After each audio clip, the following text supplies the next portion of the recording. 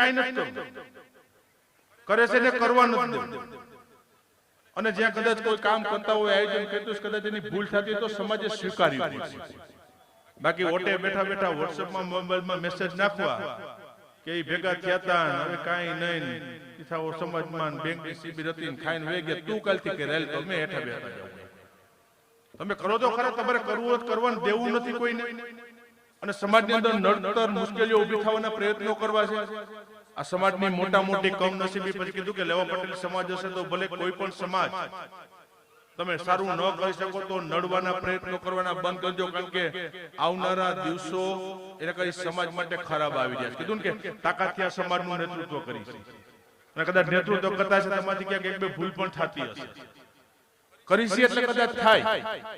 અને હમણાં હું ન કરું બીજાની જેમ કાંઈ બેઠા રહી અને જ્યાં પણ એવો કાર્યક્રમ હોય તો સ્વાભાવિક ધારાસભ્ય તરીકે રિબિન કાપત મારે જવાનું, બીજો કોઈ આવવાનું છે તમારે કાપી જવાનું, અમારે કોઈ ભૂલ ન થાય. મારે સારું કામ કરવાના પ્રયત્નો કરીશું એટલે કદાચ ભૂલ થાય. કીધું કે આ વખતે જામકરણાના આંગણે 501 દીકરીઓના સમલગ્નનું ભવ્ય આયોજન કરવા માટે જેવો છે ઇતિહાસ બનવાનો છે હમણાં જામકરણાના આંગણે. કે 501 દીકરીઓનો લગ્ન એટલે કઈ સામાન્ય લગ્ન નહીં. ગઈ વખતે 351 તમે જોયા છે, બધા અહીંયા આવ્યા છે. મારી દીકરીના લગ્ન ન થાય ને એવો ઠાઠમાંથી દીકરીઓના લગ્ન કરવા માટે જઈશું. 451 કીધું, 451 પૂરા થઈ ગયા. 501 જાહેરાત કરી મેં 2 દિવસ પહેલા. આજે 490 નામ પૂરા થઈ ગયા 2 દિવસમાં. હવે મને કે વધારવા છે, હમાય એમ. પણ આવડું મોટું ભવ્ય આયોજન એક સમાજ માટે કરવા માટે છે.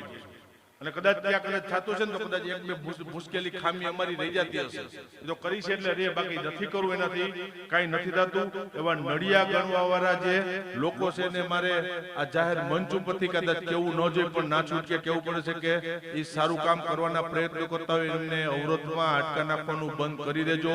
નકર તાકાતથી સમાજનું નેતૃત્વ જેમ અમને કરતા આવ્યું છે, પરિણામ આપતા આવ્યું છે, એમ પછી હવે વચ્ચે આવ્યા એના પછી મારે હિસાબ કરવા ન પડે, ઈ મેદાનમાં મારે ઉતરવું ન પડે. નથી ઉતરવું, સમાજની વાત આવે છે ત્યાં સુધી. પણ કીધું કે છેલ્લે એન્ડ સુધીમાં મને જો હેરાન કરવાના પ્રયત્નો કરવાના થાય કે ટોટકે નક્કી કરી લીધું હોય છે તો પછી હું રાજકીય માણસ છું છેલ્લે સામે વાર કરું તો મને આવડે છે કદાચ ઈ સમય આવે ત્યારે મારે મેદાનમાં ઉતરવું ન પડે. એટલા માટે જે જેનું સારું કામ કરતા એને મુબારક.